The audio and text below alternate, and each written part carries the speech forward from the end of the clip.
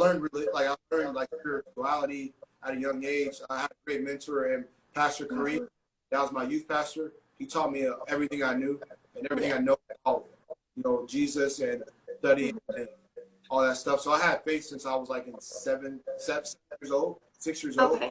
Yeah. Seeing prophetic words, seeing people healed, seeing people getting miracles, receiving miracles myself. Yeah. And just seeing that, you know how it is. Like, yeah. you got people like church, like my church was ahead of the time. You know what I mean? Like, yeah. all that stuff. So I was learning at a young age, and I had a great mentor and Pastor Kareem and other people as well, you know. So church I go to now, I have a great guy by Pastor Mark Kubrick.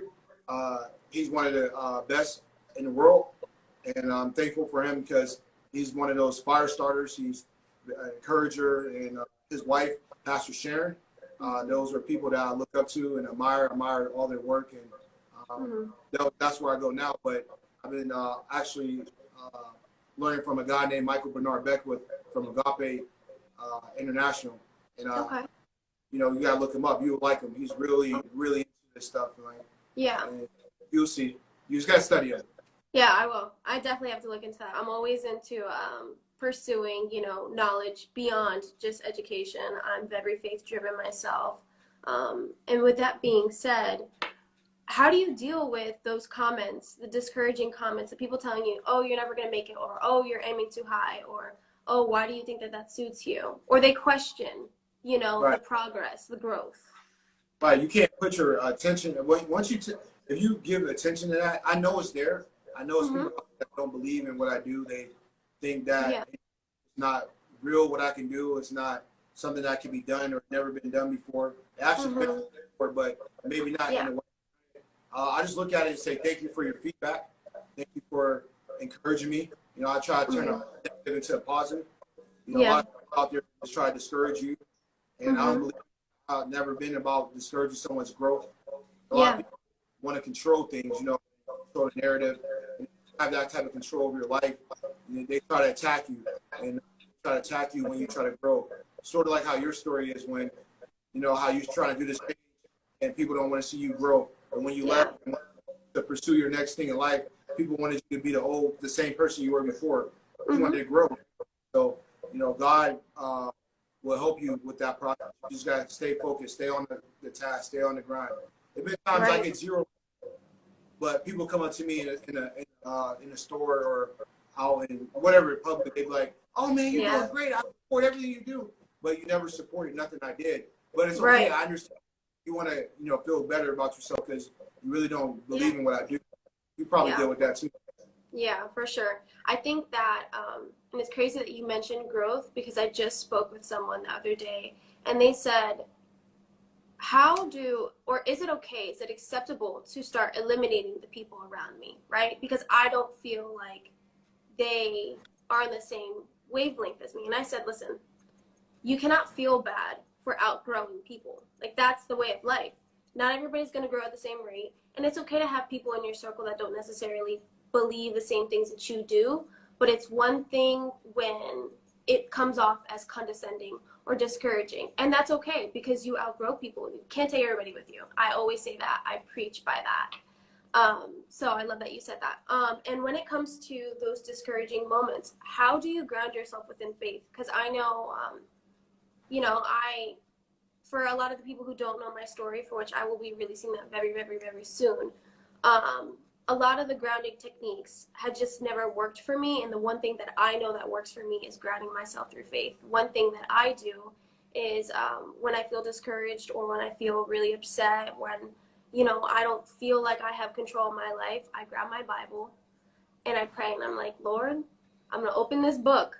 Please give me a random page that's gonna provide me with the guidance that I need. And that's how I feel like God speaks through me. Because then I open up that book and I just read and it's something that applies to my situation. It's something that grounds me. So how do you use faith to ground yourself? Gratitude, number one. I do a lot of just thank God for even giving me the chance to breathe. You know, you start with the basics, you start with your breath. And I learned that from yoga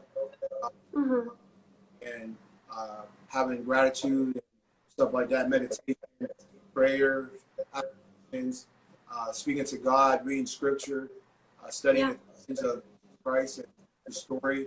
You know, some days like God might give me feedback through a person. There might be a message. It's different ways that I get. You know, it might not. It's not all the same. Sometimes it might be a dream. You know, so I just try to think of that and put my faith in the man above, and he always guided me through this mess that it's not even a mess to me. It's a life, the beauty of life, ups and downs and valleys and all that. If I don't have my faith, then you gotta have faith, which is Absolutely. You have to, and my practicing is like I learned that from some mentors I had that you need to practice doing exercises that let you breathe, listen, and comprehend. A lot of people want to do fast stuff and all the hoopla, stuff that doesn't. They don't want to do the meat and potato type work. They want to skip that and do that. So I just go walk in the woods by my neighborhood, and I walk and I listen to soft music and pray and do affirmations and speaking positive all the time and uplifting myself and uplifting others. So if you uplift someone else, you are automatically going to be uplifted because you're giving that energy out. You're giving that radiation out. You're giving life into someone else, and life comes back to you. Absolutely, I believe that wholeheartedly. So now we speak of ups and downs in life. Now, with that being said, how do you balance yourself? I know you say you speak of gratitude, but how do you balance those ups and downs in life where gratitude just doesn't feel like it's enough? Right. Usually it's enough. I mean, but sometimes you feel discouraged. Like if I did, or if I missed something, or I messed up or I messed up a t-shirt, that because we produce t-shirts for people. I just take a step back and I always say, like, why do I love doing this again? Why did I do it in the first place? You got to go back to the root of like why you did something in the first place, and have that feeling. So like with me, like even if gratitude usually always works for me. Just being like I'm thankful for this conversation we're having now. Because how you reached out and you said, hey, I'm doing this, and I love supporting people, like, because I started out just like you.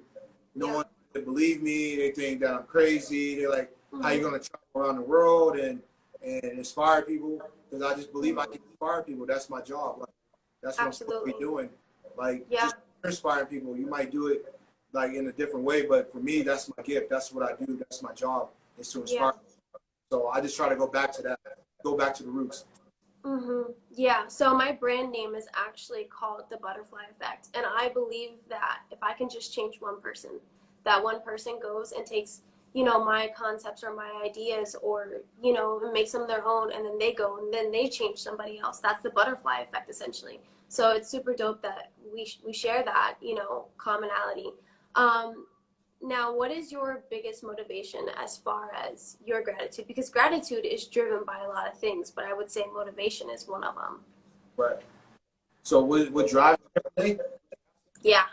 What drives me every day is to be the best that I can be, to inspire people, to motivate people, to encourage people, to bring people to the essence, to the divine God. God's using me as a to inspire people not to go out there and do bad, negative things, to turn those negative things into positive things.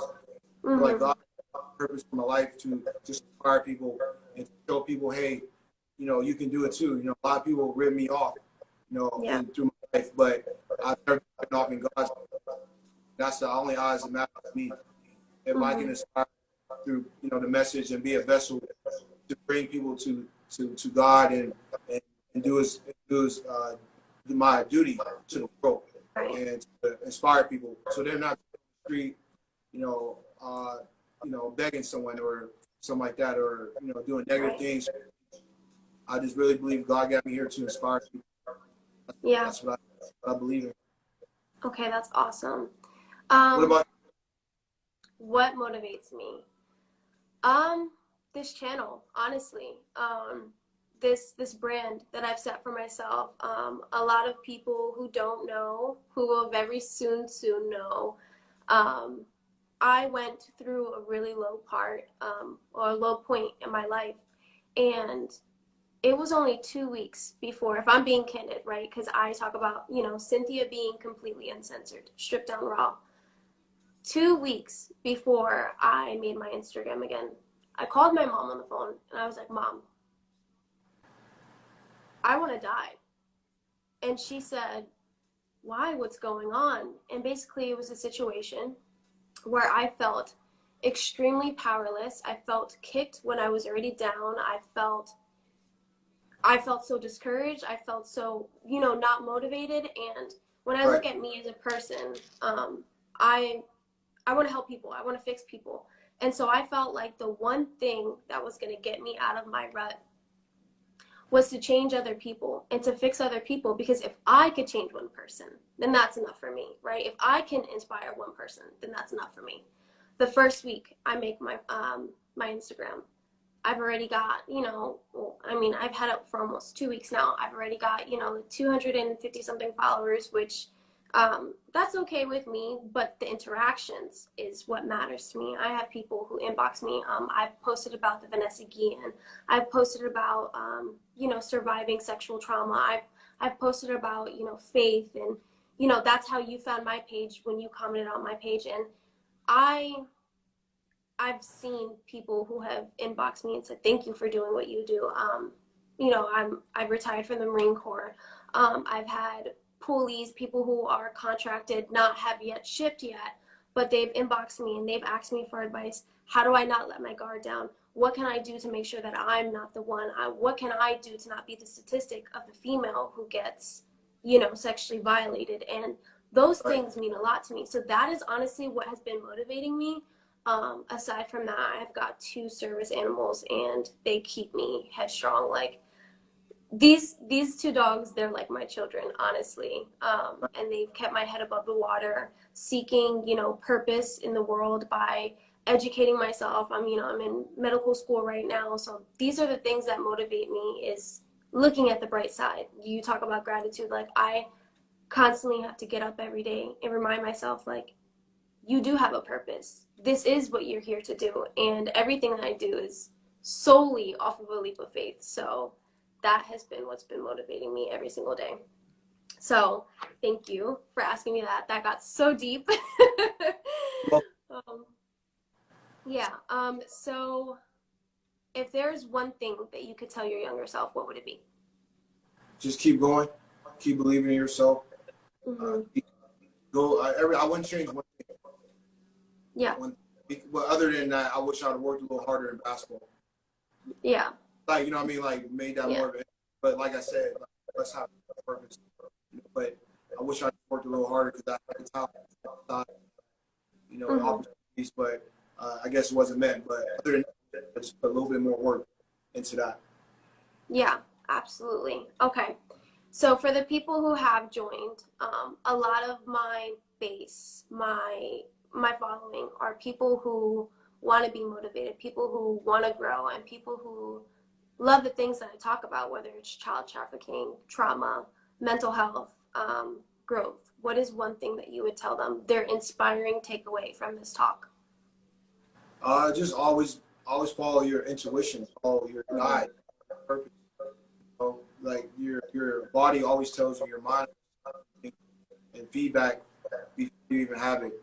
Continue to practice, continue to learn. Always want to learn. Always want to learn from multiple sources. You don't want to learn from one way, because then you become rigid and stale. You don't stagnant. You have stagnant growth. You always learn from people, other life, other women, guys, whatever, gay, lesbian, whoever. You all walks of life, because you always can learn something. So don't be discouraged, through your walk, because everybody goes through something. I don't care who you are. You always going through something. But, for me, I just want them to keep practicing, keep learning, be a child, and always want to learn, continue to learn. Okay, absolutely.